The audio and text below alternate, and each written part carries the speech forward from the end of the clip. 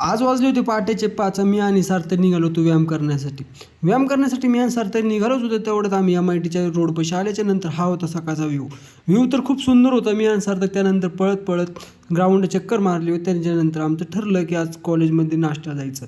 मग थोड्याच वेळात मी आणि सार्थक आणि रवीला पण कॉल केला, कारण आम्ही आज तिथेच थांबलो. थोड्याच वेळात रवी आणि हर्षद थोड्याच वेळात आले होते. त्यानंतर आम्ही गेलो मेसला गेल्याच्या नंतर आम्हाला कळलं की आज पराठा पण होता. मग त्यानंतर आम्ही सर्वांनी पराठे खाल्ले व त्यानंतर आम्ही निघालो कॉलेजच्या बाहेर. त्यानंतर आलो मी मेसच्या बाहेर, बघतोय तर काय एक्सरसाइज आणि नाश्ता करता 8:30 वाजले होते. मग त्यानंतर आम्ही ठरवलं की कॉलेजच्या बॅक गेटने जायचं.